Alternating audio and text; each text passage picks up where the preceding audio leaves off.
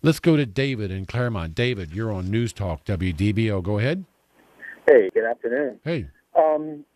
I have been married to my second wife for about 2 years.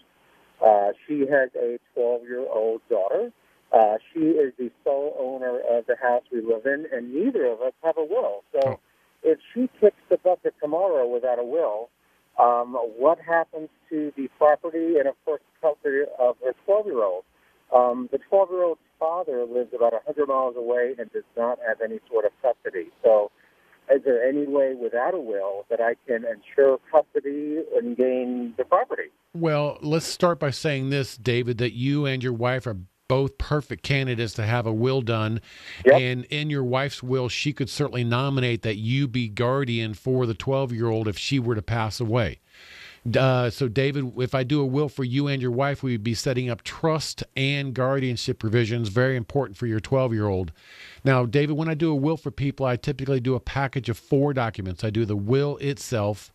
I do a living will declaration where you ask that you not be kept alive by artificial means, a durable power of attorney for health care, and a durable power of attorney for financial affairs. So all very important, David. But let's ask your specific question. That is this. Your wife owns the home you live in her name only. There is only one thing that can happen to that home upon her death, whether she has a will or whether she does not have a will.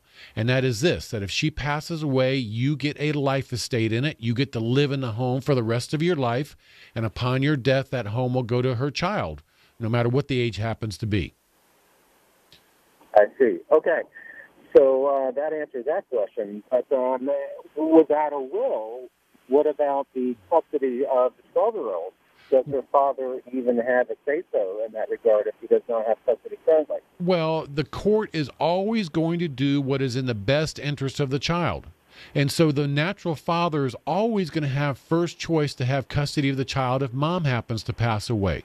Any interested party, including you or a brother or sister, can go to court and say, Judge, natural father is an alcoholic, a drug addict, Right. a child abuser, doesn't own a home, not a stable parent. All those would be reasons for a court to deny custody to him, but he is always going to have first option. Now, if the will was drafted by my wife and she does designate me as the guardian, what rights does the father have in that regard? Well, that is when she puts in her will that she wants my husband, David, to be guardian of my 12-year-old child. She is simply stating her desire. It is simply one more factor that the court will use to determine ultimately where the 12-year-old goes to. Again, natural father is going to be first choice, but let's say the court said, you know what, natural father, not at all, not a good choice at all. Then they're going to look to your wife's will. It says, hey, I want David to be the natural father, and that's probably going to carry the most weight of anything. So David is still worthwhile doing.